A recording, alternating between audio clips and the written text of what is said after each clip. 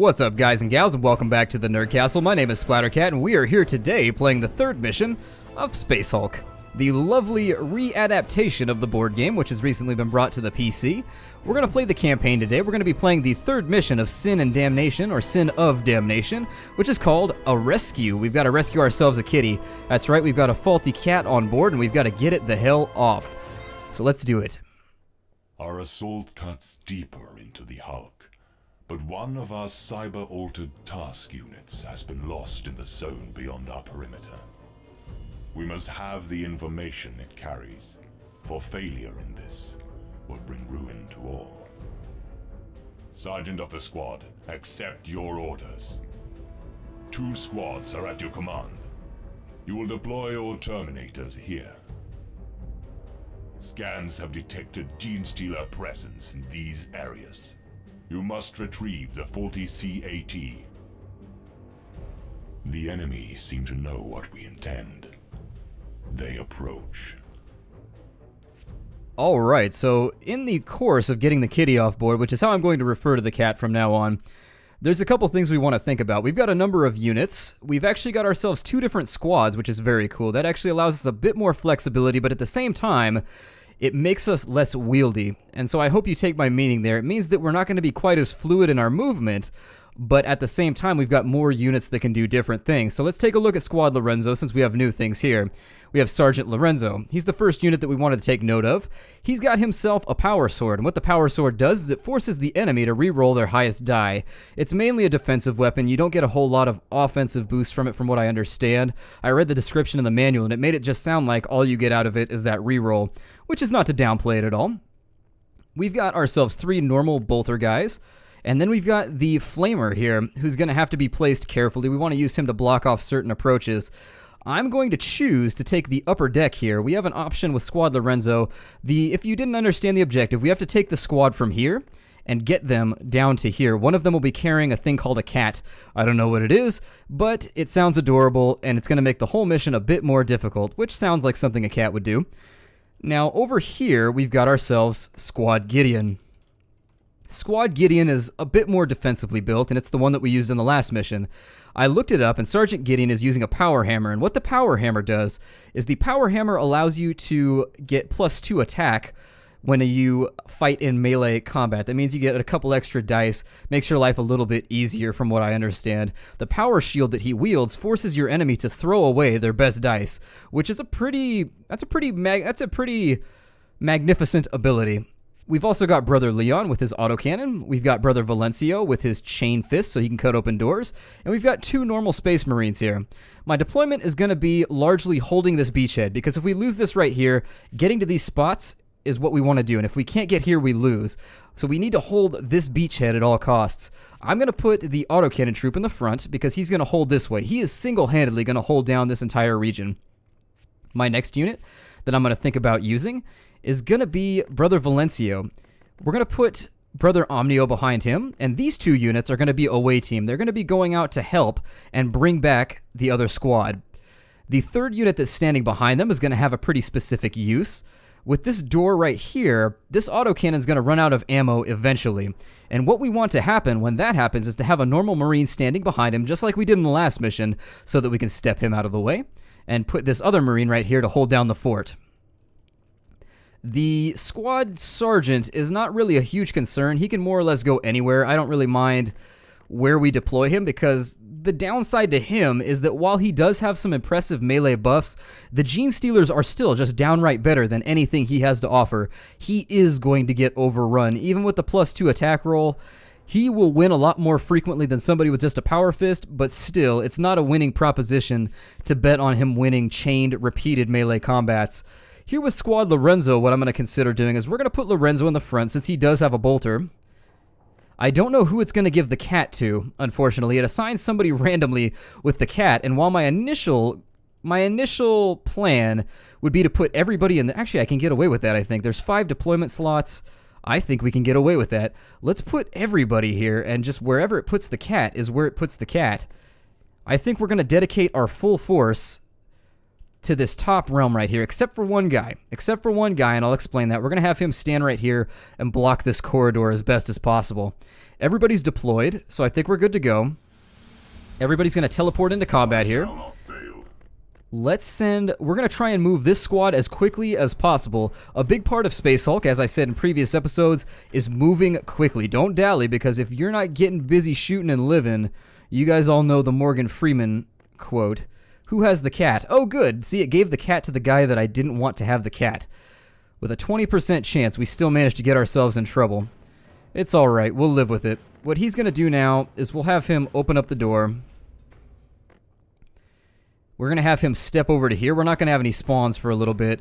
And we'll have the guy in the back right here. We'll have him maybe, or maybe this guy. We've got a couple of extra APs. We'll have him step back right here. And we'll have him hand off the cat in the next turn. The flamethrower troop I probably should have put in the back, but it's okay. He's alright where he's at, because that means this guy can turn the corner and fire at anything coming from this way, because we do have points of contention here. And he can block off this route while this guy blocks off this route. So, irregardless of where he's at, he's going to be useful. Let's take Brother Dino and just get him moving. We have a couple of extra CP. We got a reasonably decent CP roll here. Not one that I'm willing to outright squander just yet, but I am going to get this unit right here so we can do the handoff right away. With the next turn CP, we're going to have to kind of live with whatever we get. Now, autocannon troop. He's going to be right here. I don't think they're going to spawn from this location too early on. I'll leave the sergeant here facing this way just in case they do, and kind of sidestep him after I get my position here fortified. They'll have to go through him, I guess would be my point, for them to get to my autocannon guy, because I am sort of worried about him. In the next turn, if nothing's spawned right here, we're just going to have him step back, and then the autocannon's going to take over. Let's get our away team moving with our chain fist guy in the front, Brother Valencio. He's going to be following suit, buddy system, always keeping people paired as much as you can. And then he's going to be standing right here behind our autocannon guy so that once he runs out of ammo, he's free to take over and pretty much handle the same job. And just defend this corridor right here at all costs. If we lose this, I can virtually assure you it's going to be game over. And given the fact that there's 3 spawn points, this could be a problem for us in the long run. I'm willing to bet that this is going to heat up like an egg on a skillet. Now, I think everybody's had all of their AP used. Yes, we are absolutely devoid of AP. So let's end the turn. The Xenos are going to get their movement right here. And the Game Master here is playing. That's one thing that I do want to make clear. The Game Master is not going to attempt the same strategy every single time. He's going to kind of vary his strategy as much as he can. Because we're all dedicating to this direction, he's decided to spawn units here. No units spawning anywhere else, though, which means our sergeant is free to step back. We'll have him face this way because I believe his hammer only functions if he's facing the right direction. Same with his shield. If you catch him on a flank or whatever, he's toast. Every turn we need to make sure we refresh his Overwatch because the game doesn't offer a permanent Overwatch solution, or Overwatch until I otherwise tell you, which I wish it did. Sometimes I forget to assign Overwatches, and it has ended with disaster almost every single time. This troop is going to keep on moving as best as possible. Oh, I forgot to reroll my CP. That's alright. We really aren't going to be using too much CP. It's a mistake that I regret making, but it's a mistake we can live with for now. Things haven't heated up to the point where every single AP matters. And it is an early mission, so they are giving me some leeway. Right here, we had to hand this off, which is what we're going to do. We can pass the object for 1 AP. He's going to pass the cat to this unit, and then he's going to turn himself around, which is going to cost the remainder of his AP. There's no enemies coming, though, so I think he'll probably be fine. We're going to set up, I believe, an Overwatch right here, unless my Flame Troop... Yeah, he's only going to be able to set his own troops on fire, so we're not going to go for that. Maybe putting him in the front could have been a wiser option. I don't know for now. We're going to put this unit on Overwatch, and hopefully we'll butcher both of these units so that we can get a little bit of movement going. Flamethrower troop, we're going to keep all these guys nice and rank and file. As best we can, anyways. And we'll have him fall into line here, which is going to cost him 4 AP, unfortunately. We have 1 CP left over, which will allow him to clear the bolter if he needs to. Let me check both my squads and make sure that everybody's being used as is appropriate. I don't want to risk... I don't know what the rules are for firing past another unit, and I would assume, given the way the Space Hulk works, you can't do it. I don't want to tempt fate and maybe shoot my own guy in the back, so I'm just not going to risk it. I'm going to have him face the proper direction and just leave it there. These gents over here... Yeah, not a lot of AP left on people who can actually make a difference. Alrighty, let's go ahead and bypass the turn. Hopefully our commander is able, or our sergeant, is able to wipe out... Oh god, they're hitting us hard from that direction. They're hitting us real hard. Alright, so there's a kill. I was a little worried about that. There's another kill. I don't see us taking a whole lot of ground here. Unless they all file in and get shot. Which I would very much like. We're getting incredibly lucky with our rolls right now, and he's going to continue spawning. I'm willing to bet he's probably going to throw everything he has at that direction and not really focus on this one too much. What I would like to do... Ooh, we got 6 CP, huh? What I would like to do... Let's put some rounds on this guy and kind of see what we can get done within the realms of gameplay. There we go. So there's our kill. That's what we were fishing for. The inherent risk in moving him forward is that he gets less freebie attacks with an Overwatch. The question remains, can I get him into an Overwatch position that is dominant? And I can. I believe I'm going to take that. So that's going to be 5. That's going to leave me with 2 CP, which means he can overwatch this entire corridor. I believe that's probably my best tactical decision right now. The enemy hasn't decided to utilize this location at all, which is fantastic. If I had the potential to be flanked down through here, I'd be panicking right about now. This also has the added benefit of leaving my flamethrower troop in a good position to flood out this hallway if he can. I'm going to leave extra command points on this turn. We're not going to move our full allotments. We are going to try and get everybody to a safer position, though. I think he can probably kill off these two before they get any closer. And let's keep on rolling. I'm going to have him step back. I'm going to make sure that the guy with the cat is in the center of the formation.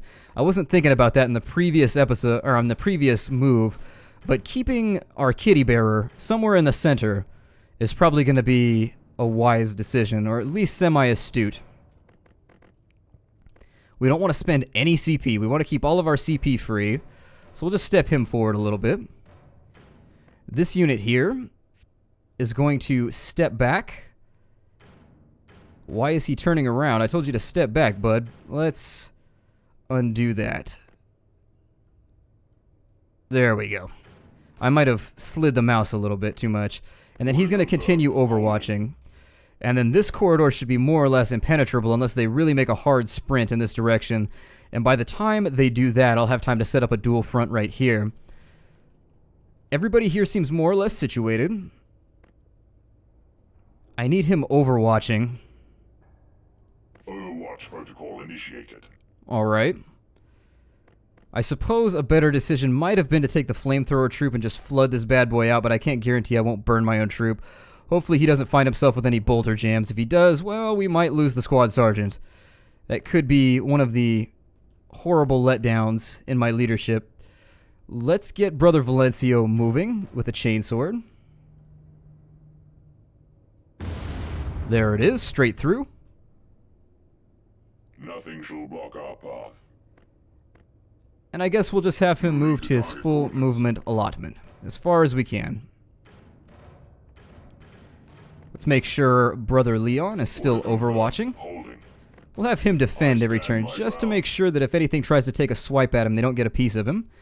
And I think that's going to leave me right where I want to be for this turn. 1, 2, 3, 4. So yeah, they're going to get attacks if they close with him. Let's hope for no bolter jams. If we get bolter jams, this plan could rapidly fall apart. My bolter has failed. There it is. Hopefully his chainsword keeps him safe. Let them fall. Oh, it did. So he got lucky with a roll, but because his bolter is jammed, that leaves us in a very precarious situation. Yeah, that's what I was sort of worried about. Luckily, we can afford to lose a couple, but Space Marines suck in melee in this game. They are just awful. My weapon is jammed. Of course it has. All kinds of weapon jams. Alrighty. Well, let's do a bit of a purge then. We're going to put some flames down right here. The machine spirits guide my fire. But that doesn't leave us with a whole lot of alternative tactical actions here.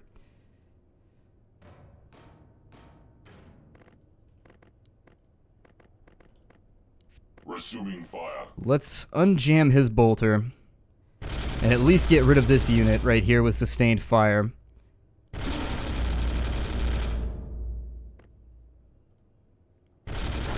Alrighty, so there's that.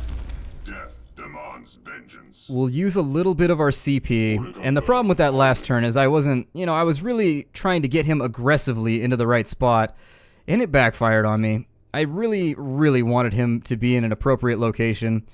Didn't work out that way. I need to figure out how I'm going to clear this entire hallway before the fire dissipates. That's my big concern right now. Let's get the other squad facing the proper direction. Get everybody overwatching. Get everybody defended. I get the feeling I may have to hold my position until Valencio and this guy right here. Valencio and Omnio. He's new. That's why I don't know his name. It's kind of like Vietnam up in here. You just don't learn the names of the new guys. They're probably not going to make it anyways. We'll chain fist our way through this door. There we are. The door has had a lively fisting. And then we're going to step one forward. Victory is now closer. Unfortunately, that leaves me not really moving a whole lot with our backup units. Every time we have to open up a door and make these nasty little turns for directionality, it leaves me in compromising positions. I think that's about as good as it's going to get for now. I need to be able to step him forward and fire down this hallway is really what I need to get done. So with extra AP left over, let's figure out what the Gene Stealers are going to decide to do. That way's covered. They can't come this way for one turn. I'm just doing a quick checkup because every time I don't, I do something stupid and then I end up dead. So Gene Stealer's turn. Let's see how this goes. Alright, so that one burned to death. And they've actually finally decided to come through from this direction. Which again puts us in a nasty spot. We got 3 CP that turn, so it's up to debate whether we want to spend a little bit of our AP to actually kill anything off. What can I do with the flamer here? Not a lot. God, the flamer, it says that it expands to locations surrounding where you fire at, but in certain situations, it does not seem to be that useful. I'm going to have to move him to there and use a CP to block this off. Hopefully there's no attacks of opportunity or anything. And then we'll use a CP. There we go. I wish I could fire a little further. I wish I could fire out to there so that I could step forward. Because I'm limiting my own movement right now. I'm actually tripping over my own feet, unfortunately. He managed to kill everybody off. I'm not tripping over my feet to an absurd extent, but I am I'm creating problems for myself. Affirmative. This group's gonna keep on trucking, and now I have the decision to make whether I want this guy to follow them or to come around this way and meet them. I don't think he's going to have time to get into position before these guys take their nasty little place. But I know what I'm going to do on the next turn, so that's at least good. At least I know what I'm going to do with regards to my overall strategy.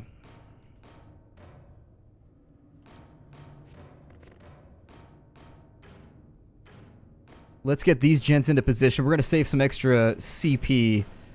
I get the feeling we may start getting hit from here. Yeah, there it is. So let's... The enemy will fall Make sure we've got some CP for bolter jams and any other horrible occurrence that might take place.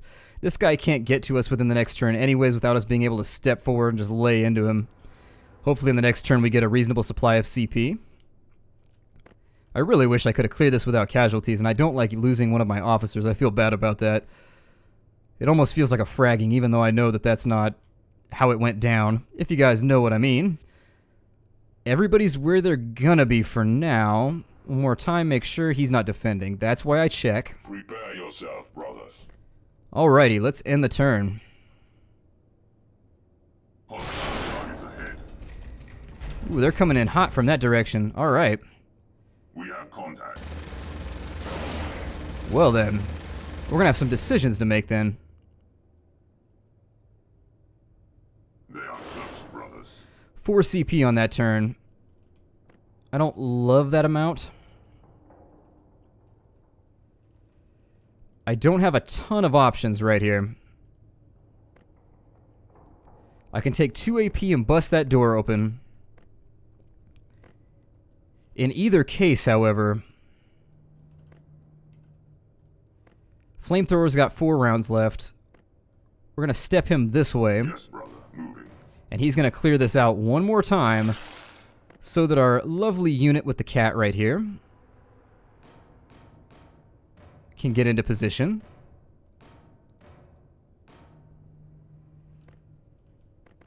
He's gonna open the door, which leaves him with 1 AP. I would really love for him to be right there, but I don't think we're going to be able to pull it off for now. I'm going to leave him overwatching that direction. We'll keep this guy in the back so that we have someone to pass the cat off to if this whole thing just gets completely horrid and ugly. And let's burn out this entire spawn. So there we go.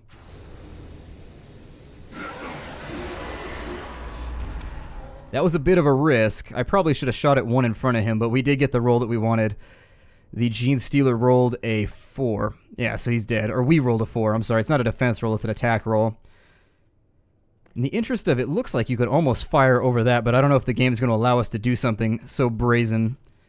Here, I get the feeling that my best course of action may be just to fall back.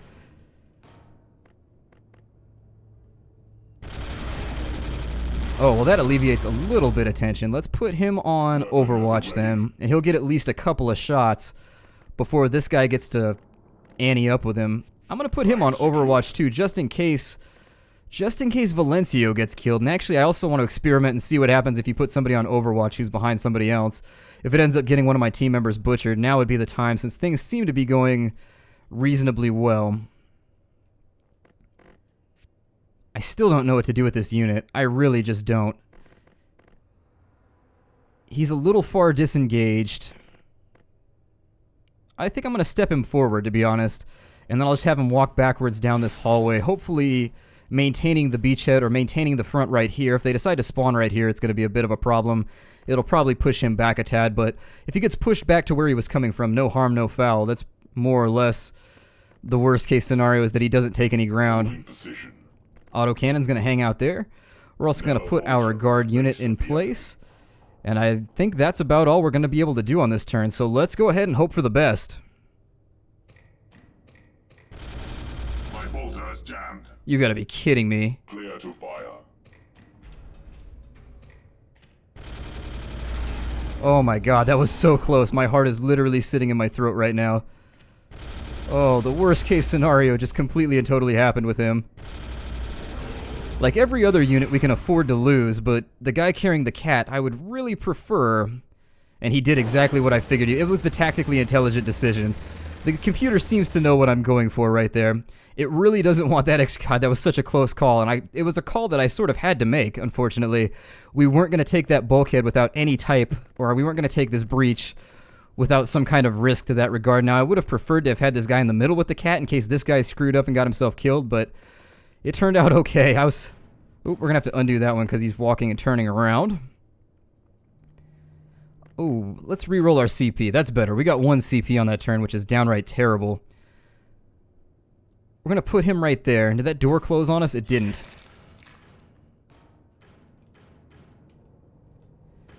Now, our goal at this point should be to get somebody. Yeah, that's going to work. So we'll put him right there. We'll take Brother Omnio. Brother Omnio is going to be on his way over to this spot right here. We have a lot of CP. That's 3, but that puts him on Overwatch, which means this entire area is safe. I'm going to go with that because that almost virtually assures that we're going to get the cat out of here. That makes a clear channel between us and victory, and that's something that I'm more than willing to gamble on. I'll just make sure that I leave everybody else with an extra AP. Flank secured. His bolter could jam on him, or on him, but that's far enough to where I think they'll be able to pull something. I mean, I'll be able to make something up as I go, at the bare minimum. I've created a bit of a buffer for myself, is I guess what I'll say. There's no more Gene Stealers coming from over at this point. Now we have the option to decide whether we want to sacrifice this guy or whether we just want him to fall back. I suppose we'll just have him fall back. I mean, I don't think he's going to be able to take this spot. I'm willing to bet the level is going to end the second we get the cat into the teleporter anyways. That seems to be our prime objective. Let me pan through everybody and make sure everything is done here. And that's why I do it, because I forgot to assign this guy to Overwatch. So I forgive you if my commentary begins to sound a little bit obsessive-compulsive or otherwise slow.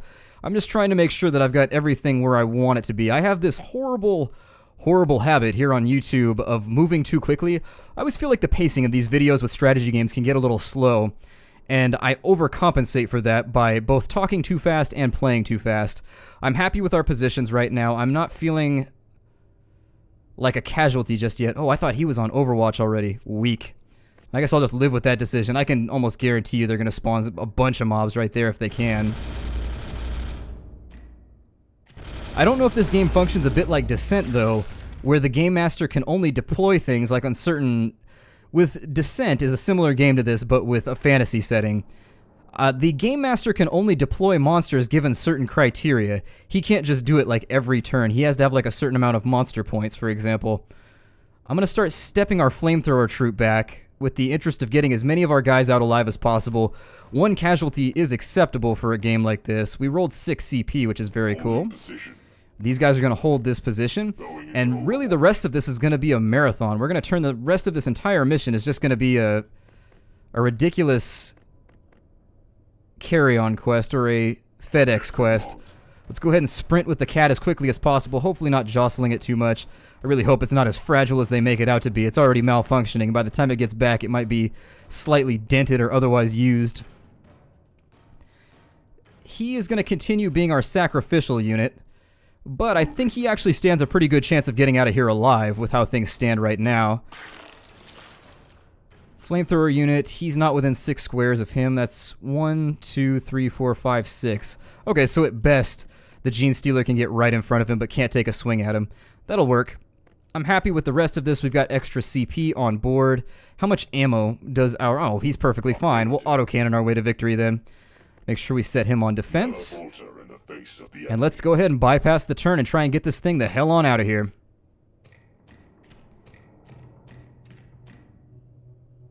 They made the mistake of telling me how many AP the Gene Stealers have. Oh, I thought that was going to pop up through the vent right there. My heart jumped. I was like, no, you can't do that. You can't invent new spawns mid-game. That's not how this works. We only rolled 2 CP, so I'm going to re-roll it. We rolled 3, so 1 extra is better than no extra. We'll take it. Not going to complain about free stuff ever. Especially not free t-shirts. Everybody's seen Pinky and Pinky in the Brain. Free t-shirts are the one thing that no one can deny. Flamethrower that hallway, my dear, dear friend. Hopefully killing that one in front of him. Okay, good. He got the one in front of him. And then with the remainder of his AP, he's going to keep on stepping. We're going to get this unit stepping back as quickly as possible. You'll notice that I try to move 1 square at a time while backstepping. That's because the game does some weird stuff. If you try and move backwards 4 squares, it rotates you, and then you end up using your undo for the turn. It's just all around not funsies. He can get to there for 4 AP, so I'm going to take it.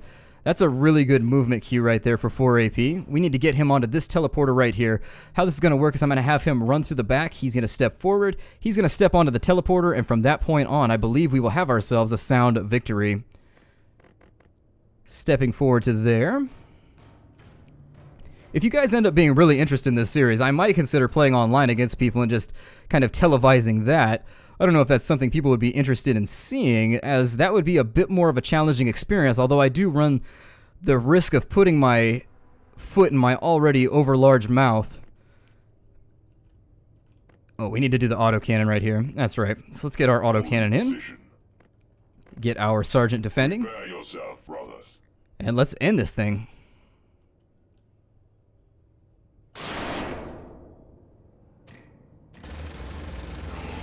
Vaporized. I love that.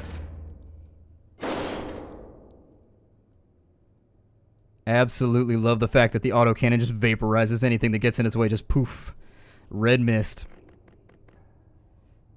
I'm gonna use... Well, let's not get ahead of ourselves. I don't want to count my eggs before they hatch here. Valencio and Omnio, continue the amazing work you're doing holding down that front. For our gent here. See what I mean? Sometimes he kind of turns around when you just click back there, and I hate it. I hate it very, very much. And it didn't take back all the movements. It only took back... That was an interesting bug. He just backed up into the wall. Great. And that's what I mean right there. I tried to backpedal by 4 just to see if I was wrong, and it did like the weird turnaround, playing all kinds of round robin with my sanity. I'll step to there with 4 AP. I think that's going to work out perfectly fine. I don't want to over-rush anything. I get the feeling we're probably going to get bum-rushed from right here, but our autocannon still has 7 AP, and I've never seen an autocannon go through more than 6 AP in a turn. Getting him to safety might be a reasonably good use of our CP, though. He's going to have to turn to get to there, huh? Well, let's just... Oh, no. I had the wrong unit selected. God. Thank God for the undo button. Without the undo button, I would be forced to put this guy on Overwatch and still win. And what kind of fun would that be? I thought I had him selected. I thought I used up all his AP. Just look in the other direction. Alright, so continue stepping backwards with our flamethrower amigo. Our extra, that's his new nickname, is Brother Tabasco. 1, 2, 3, 4, 5, 6. Good, they can't injure me. I mean, if I wanted to be thorough, I could burn out this room one more time. Let's do that. There we go. Consider yourself burned out. Hotter than the devil's butthole up in that corridor. Very, very nice. There's an alternative. If you're in the southwest, there's an alternative saying to that one. I think it's hotter than a goat's ass in a pepper patch or something like that. I believe that's the saying. I don't go to the southwest very often, but I do have relatives who are Arizonians, and they do have some interesting sayings. I think we're good to go here aside from the defensive stance. All right. Yeah, I think we're about clear for a victory right here, so let's just get this thing wrapped up. Xenos are going to continue coming from this direction. His gun hasn't overheated, strangely enough, so I'm wondering if the gun overheats the first time you roll 666s and the second time it blows up. Looking at the rulebook, they made it seem like the first time you roll 666s, it just explodes randomly. Yeah, I had a feeling they were going to make a rush on this position pretty soon. That's what I would do if I was the DM. Then again, if I was the DM, I would have focused on this location a lot quicker. If I was the Dungeon Master, I would have probably put all my troops right here and just ran to try and create a rift in between the two locations and force them to fight from two directions, and then I would have used whatever I could generate to start hitting them along both flanks while they tried to fight in this direction. That's just me personally, how I would have played it if I was the Gene Stealers. It sort of seems like the Gene Stealers are out of monster points or whatever they call it. Oh, we only have 2 CP and I already moved. Oh well. Not really concerned about it. Have him step forward and get ready. I'm going to need you, sir, to reload. So let's have him reload. That's going to take all of his AP. And I'm going to have to spend... That's why I didn't spend those 2 CP moving, because I figured we were going to have to make a reload right about now. And so now that he's holding down the fort there, we're going to continue moving everybody out as I would if I was trying to retreat. Just kind of folding everybody back. If you're trying to be efficient, I think Omnio would be the last one out, personally. I would have these guys continue falling back this way, and Omnio would be holding the final position. Now that he's here, I think he has time to bust this door open, if at all possible. Really, I could just kind of end turns right now and win likely, but this is what I would do if I was trying to play the tabletop version. Give the DM a little chance to recover, even though I don't really think he will.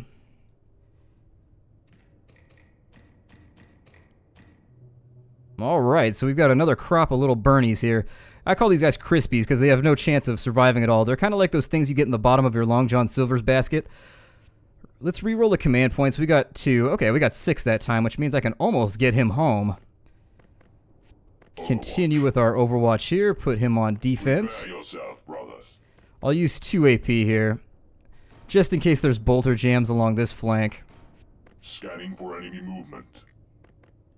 Securing position.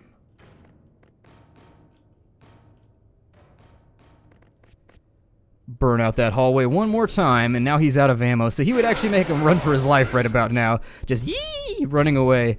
I'd probably have this guy cover his retreat. He wouldn't be last in line. I'd have him run away pretty quickly. If the mission goal was to get everybody off board, I'd probably have this guy go this way and have him hold up the rear. Because you've got to keep your rear elevated. Especially if you have a gunshot wound in the butt. Just a little bit of Splattercat advice there. If you've been shot in the butt, elevate it. You'll probably be okay. Being butt shot isn't nearly bad as being gut shot. Not that I would know, to be honest. Being shot seems really unpleasant. I'm not even gonna wax ignorant about that whole thing. I'm just gonna say that it seems like it would really be unpleasant. All right, taking them out, and the rest of the aliens are now down. We should be able to machine. Ooh, he dodged that first burst. Very cool. I like it. Sometimes I like it when the enemy it's cool when people make nice rolls like that. God, sustained kill on a 4+, pretty much a guaranteed casualty. That's horrific. We only got 1 CP, so we're obviously going to re-roll that for the 4. And let's just use 3 CP getting the cat here.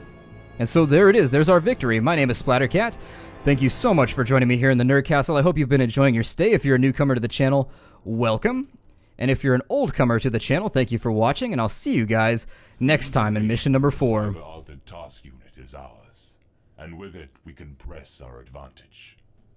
You have earned honor in the blood spilt this day. Alrighty, so I'll see you guys next time. Take care, everybody.